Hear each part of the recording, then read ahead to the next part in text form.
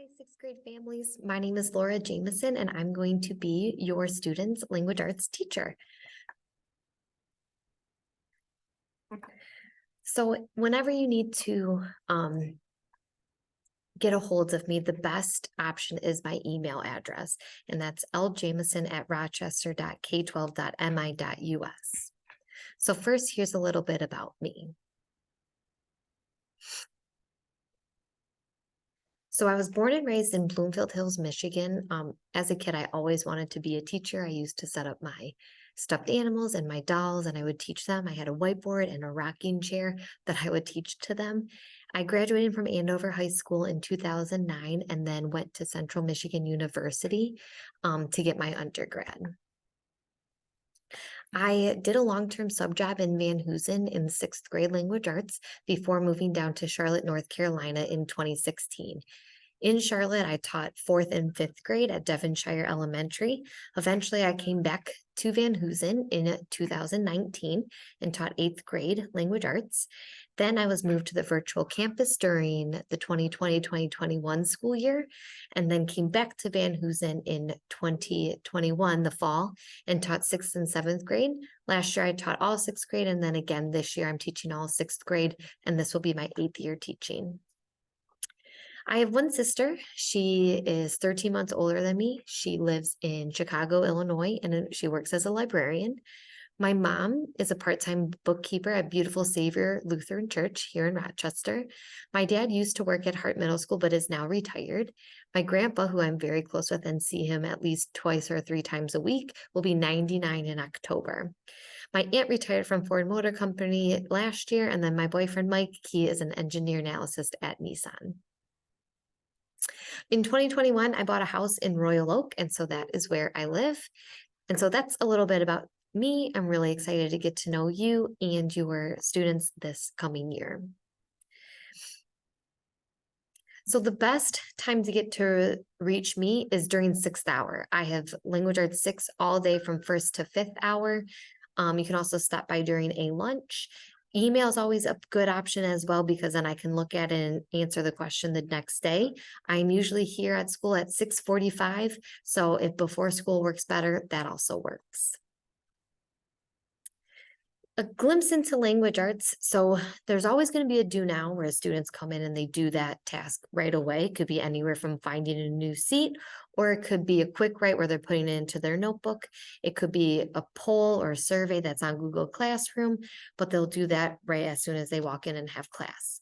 We're going to be sprinkling some community games throughout the year so that students get to know each other, get to know different students throughout the year.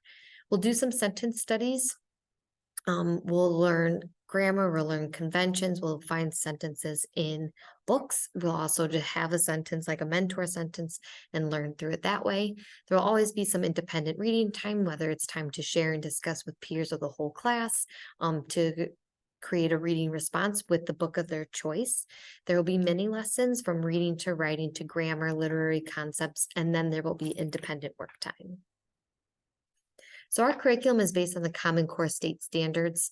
For example, reading, we'll be doing some units of studying like point of view, informational, deep study of character. For writing, we'll do a creative writing unit. We'll do some research. We'll always do some text evidence-based responses.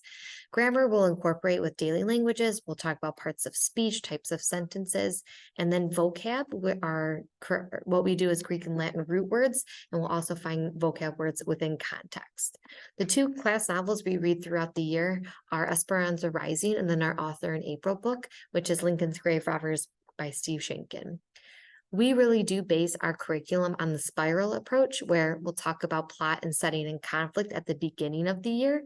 However, we'll always mention it throughout the year. So when we talk about our Esperanza Rising book, which we normally read in November, we'll refer to plot, setting, and conflict. So it will be taught in the beginning of the year or throughout the year, but it'll always be mentioned again throughout the year. I do believe in creating lifelong readers, which means that they are reading independent books of their choice. I want to make sure that students choose books that are appropriate for their age and their reading level, and also maintain your family's values and beliefs. They will create personal goals. One of my goals for them is to increase reading volume, but also increase the complexity of the books that they are reading. They'll be exploring different varieties of literary genres, so hopefully they'll get to know new ones. Um, they will participate in conferences with me and with peers, and then in book clubs and discussions. Our author in April again is Steve Schenken, and we are reading the Lincoln's Grave Robber book, and we'll be reading that in about January, February as a introduction to our research unit. For writing, we'll do a variety of units like creative writing, personal narratives. We'll do short responses all the way to essays. We will do compare contrast. We'll do informational. We'll do text-based evidence. But again, it'll be sprinkled in throughout the year. This is an example of an evidence-based writing rubric you may see your student bringing home. We grade them on how they are doing based on the learning targets. So if it's a beginning, that means that they're beginning to show this. And if it's expert, they are an expert at it and they are all set. Parent view and student view grades are going to be updated as frequently as possible. On-time work is always a priority over late work. It's important to check the assignment description and then the comment section consistently, because that can kind of give you an idea of what the assignment was, how much time was allowed in class, when it was due, when it was handed out, that information. Some codes that you might see in the grade book, number one is missing. It might not be turned in. It may have possibly been turned in, but without a name. So students should be reminded to check the no name bin. If a student was absent or not present on the day the assignment was due or assigned, it'll be marked as absent. They are still responsible to complete that work. If an assignment has missing or absent, the grade automatically goes down to a 0. However, that does not mean that the 0 remains. Once they get the assignment turned in and it is graded, the assignment will change. If a student is excused from the assignment, it'll be marked as excused, and then they do not have to make it up. Again, my email is ljamieson@rochester.k12.mi.us. Please let me know if you have any questions or concerns. These are the daily materials that students are expected to bring every single day, all 6 of them. So a Chromebook, their choice of an independent reading book, their choice of an organization, whether it's a folder or a binder, their writing utensils, a pencil or a pen, highlighters, a notebook, a spiral notebook, or a composition one, either is fine, and then a planner. We utilize Google Classroom, so if your student is ever absent, have them check there first. It has the agendas and the materials for tasks. Some tasks are paper copy only, so they will have to get that when they return back to school. As always, if you have any opportunities you would like to let me know about volunteering, either your children that I've had in the past or parents, let me know. Thank you for watching, and I am very excited to work with you and your students this year.